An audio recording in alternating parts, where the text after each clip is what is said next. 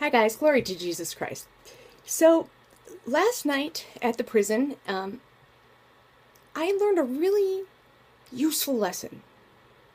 So I wanted to pop on here and spread it around a little bit because, usually if it helps one person, it could help somebody else as well. Quick background. So, all of yesterday, I didn't want to go to the jail. For no discernible reason. I felt, I was feeling lazy. So I didn't really want to go. But I had no excuse not to go, so I just went. That happens to me a lot. I don't want to go, but then the minute I'm there, I'm glad I went. So that goes for church too, by the way.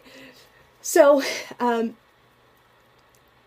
men's group had mass with a Catholic priest that comes in. So I was not really involved in that. So I was in the room, but I was just kind of waiting until they were finished, because then the priest leaves and the women's group comes in for their scripture study.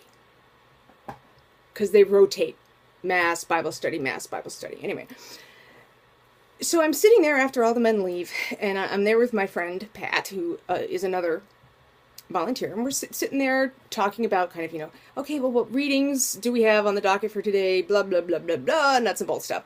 And all of a sudden, one of the guards comes in the room, and he goes, "You guys are waiting for the women, right?" And we're like, "Yeah, we're waiting for the women." And he goes, "Well, there aren't any." I said, "I beg your pardon?" He was like, "Yeah, no, I just walked up and down the block twice, calling for church, and nobody wanted to come." Which is a really big surprise, actually, because we've been getting progressively more and more and more women, and all of a sudden, to go from 12 or 15 to nada, weird. So we kind of stood there like, okay?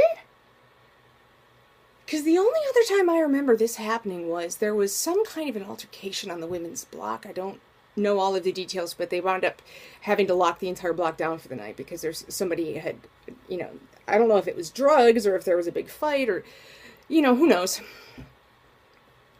There were no women.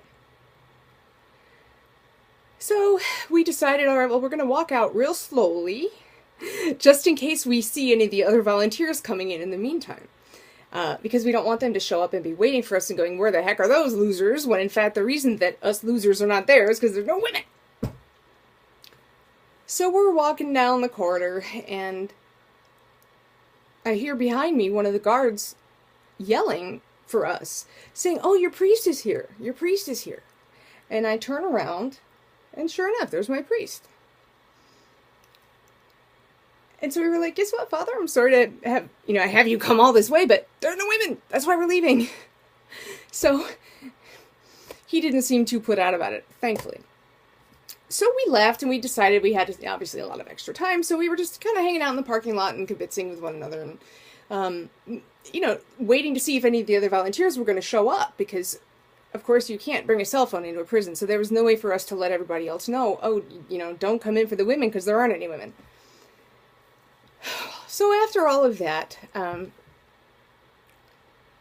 after everyone had left, except for me and my priest, he asked me about a family member of mine who was having a lot of struggles right now, both physically and with spiritual illness. And as I want to do, when anyone asks me about that situation, I started off with my standard, ridiculous garbage answer, which is, "Oh, it's fine, day to day, some days are better than others."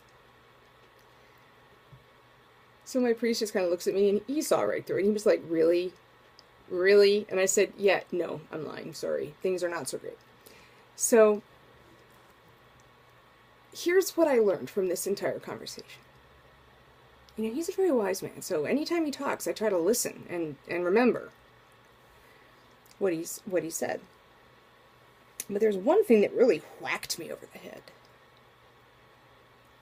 So I thought, well, if it's this useful to me, maybe it'll be useful to somebody else out there too. He said, when you have a situation like that, where you have someone who's very close to you who is dealing with all of this stuff, and there's a medical component, there's a spiritual component, there's a psychological component, when you have this very, very complex kind of situation, and of course you want very badly to help them, but you don't know what to do.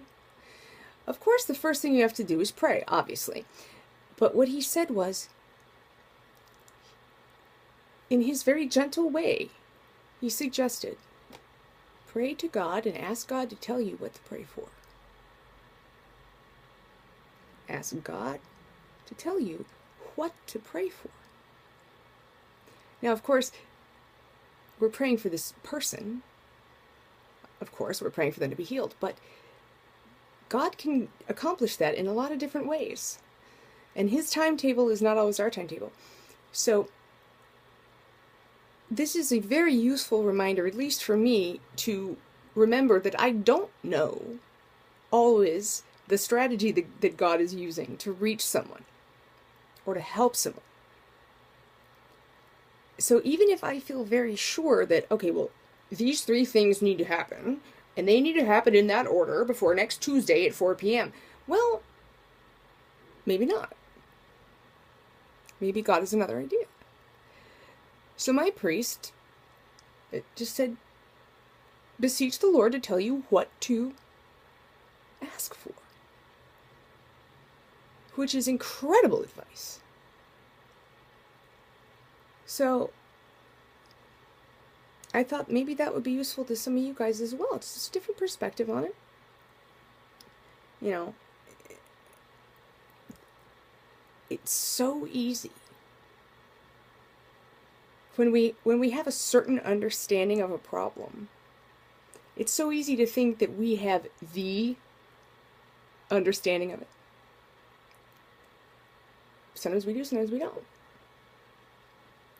So I found that very comforting, actually, because a lot of times what happens to people, and it happens to me certainly, is we get embarrassed to ask God for stuff like that because we think, oh, he's going to think I'm an idiot. Oh, he's going to yell at me because, you know, I should know, blah, blah, blah. Let me tell you something right now. Let me break it down. Humility is never bad. Humility is never a sin. Consider the humility of Jesus Christ, right? God incarnate, who submitted to a torturous execution for the sake of all of us, to heal those cosmic wounds and illuminate the path to salvation. Christ is humility personified. So, in the spirit of the apostles, who in their own humility acknowledged to Christ that they did not know how to pray, which prompted the Lord to give them the Lord's Prayer, in that spirit, we need to also remember to ask God, God, I don't know what is going on. God, I don't know how to help. God, I don't know what this person truly, completely needs. So please tell me.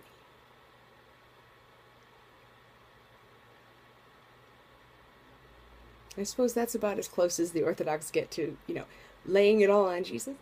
It's really what we're doing, though. We're saying, Jesus, we don't know. We're a mess. But we love you and we believe in you. We know that you were incarnate, were crucified, died, buried, resurrected, and are coming again. So please help us prepare for that by telling us what to want, telling us what to pray for. Both for ourselves and for our loved ones and for the entire world. Capiche? So, anyway, I was blown out of the water by this. This is life-changing advice for me. Is it that I'm just a little slow on the uptake? Perhaps. But anyway, if that helps even one person, you know, awesome. So, thank you so much for watching. Please, please, please keep praying for me and my loved ones, and for your loved ones too. And I really do pray for you guys. I want you to know that.